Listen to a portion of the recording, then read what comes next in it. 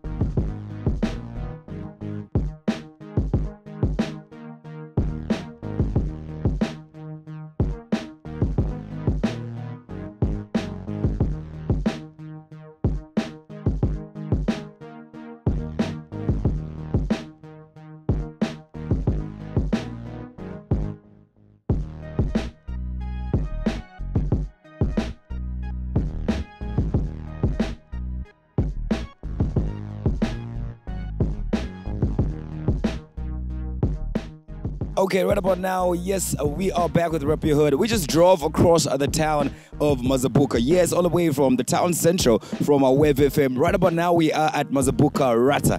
It's called Rep Your Hood, and not knowing why, Lacksom actually brought us all the way to Rata. But hey, let's find out why Lacksom, brought us all the way to Rata. He's the manager for Wave FM, and trying to get to know his story and let him teach us more about Mazabuka. Right about now, let's get to know why he brought us right here at Rata. Come through and let's get to know what's happening. This is Rep Your Hood. Easy, big man. What's up? Good. First of all, an introduction to everyone that's catching us right about now on Msanza TV, channel 93 on a Top Star decoder. Who is Lacksom? Well, Lacksom is a Zambian young man, a youth, very energetic, definitely, with a passion for the media. Born in Monze, grew up in Mazabuka, and trying to make it in Mazabuka. Definitely, and before we get into a lot of stories, everyone was like, Teejay, you definitely need to speak to Lacksom. This is a man that's been pioneering the youth, a man that's been inspiring, the music scene, and the entertainment scene in Mazabuka. Why do you have such a caliber? Why do you have such, a catalog under your name? Wow. Sometimes it's very difficult to know if you have a pimple or you have a spot on your face until you look in the mirror. Yeah. And so sometimes it's very difficult to tell a character unless somebody tells you what kind of character you are. And for me, I think I've been very friendly with everybody. That's my principle, is that my doors are open to everybody. It's like I'm blind to how somebody looks, but I'm alive and very sensitive to what you got to offer and what you intend to benefit and what difference that makes to the world. And so I think when it comes to the entertainment business, I've been there, I've been down, I've been up, and I've interacted with a number of people. Well, I can say it is a passion that I have, and that passion that I have is married with the passion that the people come with. And so I think it just plays. All right, but before we get into depth with that, the show is called Rep Your Hood. We speak to people that, are inspiring people in different neighborhoods. And when we spoke, I was like, take me to your hood, what you call your hood. You know what I mean? I think a neighborhood, of course, is a group of people living together, which makes a community. That could be, 4 houses, that can still be a neighborhood. And you brought us here at Mazabuka. What connection do you have with this place? And out of all the neighborhoods in Mazabuka, why did you bring us here? Well, there's something special about this place and the guys here, because when I left Teejay, where I was running a community radio station, I was on the streets. I was trying to find myself again, and my childhood friend is running this garage here. Oh, now I understand. Now I understand. That I came to try to find myself, to try to revamp my life, and I saw a lot of young people with raw skill, with a passion for mechanics, come here and develop a life from this kind of setup, And so for me, this place became a place of dreams, a place where somebody can realize who they want to be, push for their skill, for their passion, and definitely set up. Right now in town, there are several people that I know that started from here, and so this place inspired me to start my own media house. Wow. Those are my childhood friends there, and it's just a place that I come to for self-introspection. Well, with you saying, that, what has inspired you, maybe one would like to get to know your background. Do you mind sharing with us your background on that? Yeah, sure, no problem. Let me start from my first job after college. I started as a volunteer. There was a radio station being constructed in Teejay. It was ground zero, actually. When I first got engaged as a volunteer to try to develop a policy, to try to develop a marketing strategy, and try to market the radio before it was even in existence. And for a year, I worked as a volunteer, purely as a volunteer, generating programs, writing the scripts, and whatnot. And then the second year, I was offered the job of program history. But before that, did you ever have any interest of getting into media? Yeah, at some point. Yeah, it's a funny story actually, because I wanted to be a lawyer. Oh, okay. And then I had an uncle. I have an uncle who was a pastor. He told me, there are a lot of stories. I'm gonna go to heaven. So I was like, oh, okay. Since I want to tell the story, and I want to present people and who they are, I thought, well, let me go in the media then. And that's how my journey in the media started. And I chose, and I'm glad that I started with a community radio station, because the narrative in Zambia is that a community radio station must be poor, must always be begging for handouts from donors. And for me, I wanted to build a model of a radio station, which I think I did, as successful with Teejay Radio, because when I became station manager, that was my goal, to create a model of a community radio station in Zambia that thrives like a commercial radio station, because the licenses, they're not restricted for making money. So and then it also gave the people in Teejay a platform, to begin to bring out their voice, to talk about issues that are affecting them, for the young people to show skill and to build and all that. Then after I left Teejay in 2015, I went to Southern Choma. I was doing some consultation with one of the milling companies there. And then Baita started, he asked me to do some consultation with him. So you actually left radio for some time and went to do consultation? Yeah, I left radio for about a year. Oh, okay. Yeah, for about a year. And then I went back through under Baita. Oh, okay. And then I was there for a year plus. And then I left and I came here. And this is how I found myself here at Ratsa. Where I was trying to develop the concept note for what I wanted to do. Then I met up with a friend of mine. He's a technical engineer. He's very social. Oh, okay. Now, how? Okay, I hear you. Go. And so I saw the idea. He also had the same idea. I had the place, he had the equipment, and so we started pushing the license until we gave him in 2019. Where the film was perform. And Oh, wow. there on, it's just been, you know, when you're down, as they say, the only way to go is up. Now, if you talk about Wave FM, you know, whenever you know, like, you know, Lusaka in another province, you know, the stations that they talk about, you know, I was surprised at the other radio stations in Mazabuka I never knew of, but I've always known of Wave FM. So how's been that journey? You know what I mean? Of course, you've interacted, you know, with upcoming artists. You've had the fight, you know, to teach, volunteering, you know, presenters. How has been that journey of raising your baby to that, you know, level that, you know, people recognize countrywide? It hasn't been easy, to be honest, because I think we came in at a point when almost all the contracts were signed business-wise, so it was a struggle to penetrate and to get the business. And then COVID hits again, you know. And so for us, instead of crying about COVID, we saw it as an opportunity to make money, because then people couldn't have meetings. People couldn't have crusades. Churches were closed for the first time in history. They went on industrial break, which is quite strange, if you ask me. And so we started tapping into, you know, such events and giving them offers on how they can keep floating even through COVID. And for us, it was because they gave us money. You know? So, so on that we kept going. And then we actually had radio, you know, music shows. So because the clubs were closed, musicians were not performing. So they're not making money. So why not bring them on radio, perform on radio? Wow. You know, and people are paying through technicians, through Airtel and whatnot. So just, guys, help you. That was very, very innovative. I think it comes to show that's why you have a marketing background. Because that strategy, I think, a few people actually went with that strategy of saying, bring the musician on radio and let them do a show on radio. I think it was something very, very different and very innovative. I think it's the first time I've heard a radio station that has done that in our country. Well, I think the platform and the technology is there now. Because you don't need the TV license to go to have visual. Right now, you're talking about audio visual.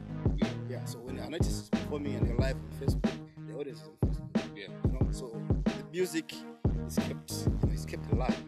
And even when they open now, people already have a snippet of what the music industry is about, where it's coming from, where it's at. And even when you go to a show right now, it's not very strange. And the artists still continue to strive. So I think that is where the interaction with the artist comes in. And I did a lot of consultations with the big guys in the media industry who also advised on how to survive conversations such as this one. Though the COVID-19 was something very strange that has never been experienced. So we had to make do with what we could and make money from what we could. Now, getting to the entertainment industry, I mean, in Mazabuka, you know, what stands? You know, what do you think? You know, why do you think the southern province, you know, is failing to strike through, you know, countrywide? Look, we have the Copa Laswa guys, you know, what I mean, penetrating. We have, Kawe now penetrating. You know, we have the, you know, Lusaka's been a dominant, you know, force in the music industry. You, as a person that's engaged, you know, with, people in the music industry, I mean, on higher levels, you know, people that even you've also been with guys, you know, that are still, you know, are striving to make it out there. I'm sure you can set a balance. Okay, guys on the maybe, you know, the upcoming artists are not doing as much as maybe the guys already established are doing. What is your take? How can Mazabuka or the southern province and overall, you know, look at to achieve the goal of penetrating through? Because Mazabuka and Lusaka are not far. You know, it's like an hour's drive, but we're finding that, you know, artists are failing to penetrate just that boundary between, you know what I mean, Chilanga, Karafiwe, into Lusaka. What's your take on that? Well, first of all, it starts with the artists themselves. You can't be an artist for 10 years and they're still allowing people and being accepting people calling you an upcoming artist. What are you doing? How long ago to be an upcoming artist? You know, we've had musicians, specifically in Mazabuka, who have done great songs, you know, who have thrived.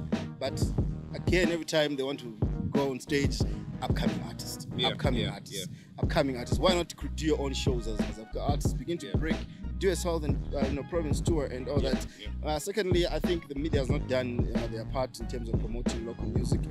You find that here's somebody who's trying to break through, and then they come to you because of the platform. You're a DJ, and you tell them give me 200, you know, to play your song. For me, it doesn't make sense. And then you start saying, no, how when you are paid to do that? But do you think it's right for DJs to actually charge artists, to play the song, especially those we call upcoming? We just call them unestablished artists yet, because the big artists will come to you, and the DJ will just gladly go download the song and start playing it. But for an upstart artist or an established artist, you find that a DJ wants to charge. What do you think is right? What's your take on that? For me, I think we need to change the narrative and the strategy. Yeah. Instead of charging the artist, why not help him? Yeah. You know, why not advise him? Why not create a brand, or as a DJ, create a brand where you're signing in these upcoming artists, and then give them a platform to promote them until they get to where they want to go.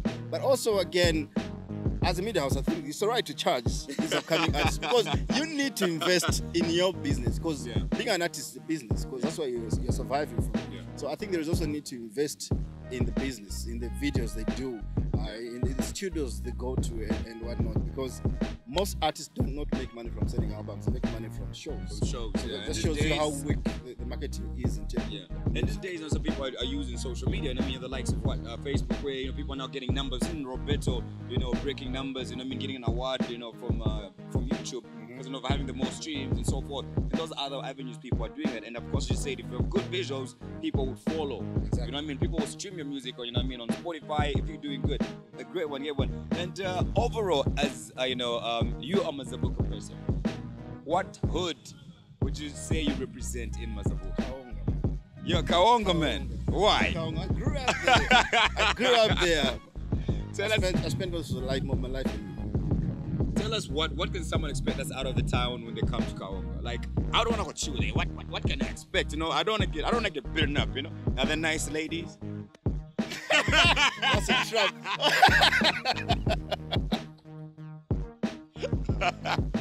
Well, it's a sweet town, man. Yeah. All the ladies are sweet around here. They're Nakambala sweets.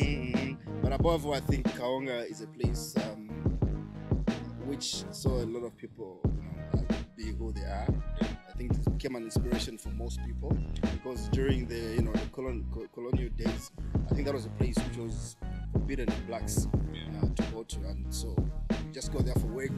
Then at 17 you have to cross the road line to go back, And so when people started getting that place, started seeing how the life was, how the houses were, and got inspired to do even better. Yeah. And this is what today you have Hillside, you have Motel, you have Riverside, where there are better houses than what is in Kaonga right now. But man, before I let you go, I want to do one thing. This place you said it's inspirational. We've only seen one car. I want us to go see those other cars there as part of the garage. Can you take me around this place as I get to see some of the cars parked in your garage? Right. Can I invite somebody? Not a problem.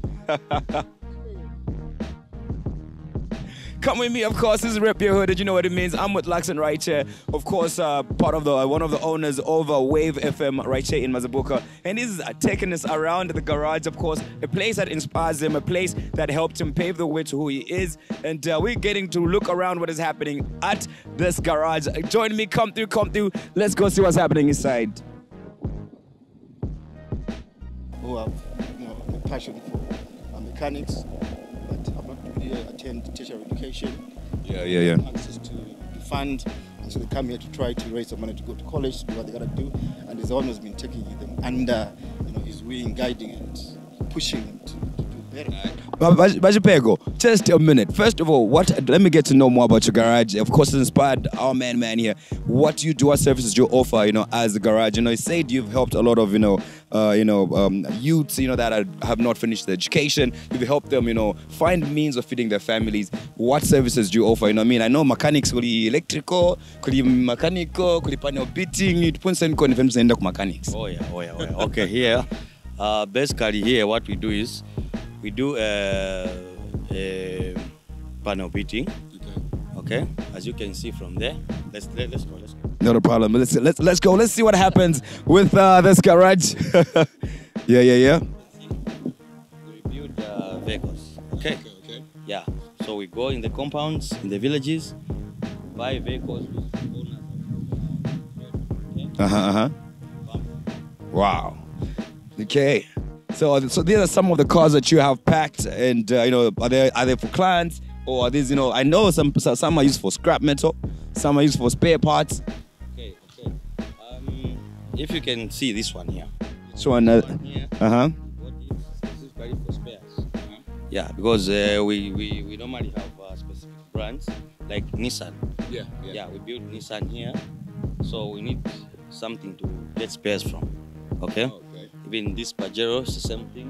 So this